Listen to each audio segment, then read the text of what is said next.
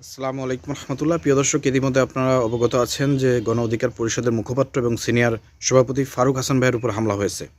হামলা তীব্র এবং নিন্দা প্রতিবাদ জানিয়ে ইসলামী ছাত্র শিবিরের ঢাকা বিশ্ববিদ্যালয়ের বর্তমান 25 সেশনের যিনি সভাপতি আছেন এস এম ফরাদ ভাই, তিনি হসপিটালে গিয়েছেন ফারুক হাসানকে দেখতে। আপনারা স্ক্রিনে ফুটেজগুলো দেখতে পাচ্ছেন।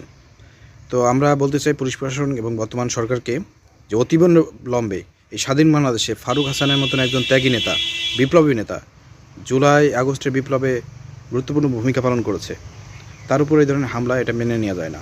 প্রকাশ্যে ক্যামেরার সামনে এইভাবে সরকারের নাম নিয়ে তারা বলেছে যে সরকারের বিরুদ্ধে কেন ফারুক হাসান বক্তব্য দিয়েছে। তার মানে কি বোঝাচ্ছে? এরা হচ্ছে সরকারপন্থী, ডক্টর ইউনূসের লোক, সমন্বয়কদের লোক এবং ছাত্রদের লোক। তো ছাত্র সমন্বয়কদের লোক হচ্ছে এই যারা হামলা করেছে। তো এটি কিন্তু যারা সমন্বয়ক আছে, বৈষম্য বিরোধী ছাত্র আন্দোলন আছে, সরকার আছে, এরা কিন্তু বিতর্কের মধ্যে পড়ে যাবে যে তাদের নাম নিয়ে ফারুক হাসানের উপর হামলা করলো। কারণ ফারুক হাসান তো সরকার বিরোধী বক্তব্য দিয়েছে। আর বলা হয়েছে কেন সরকার বিরোধী বক্তব্য দিল, সরকার বিরুদ্ধে কেন কথা বললো, এই কথা বলে কিন্তু তাকে মারধর করা হয়েছে।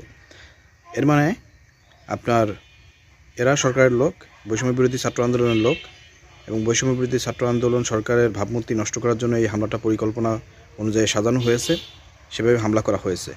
অতিবিলম্বে সরকারকে তাদের বিষয়টি নিশ্চিত করতে হবে, তাদেরকে গ্রেপ্তার করে আইনে আওতায় এনে প্রকাশ করতে হবে, হ্যাঁ এরা হচ্ছে দুর্বৃত্তকারী, এরা হচ্ছে রাষ্ট্রের আইন শৃঙ্খলা ভঙ্গ করতে চায়, এরা আমাদের কোনো লোক না, এদের দায়ভার আমাদের উপর আসবে না।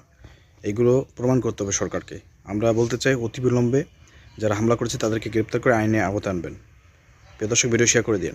আসসালামু আলাইকুম রহমতুল্লাহ।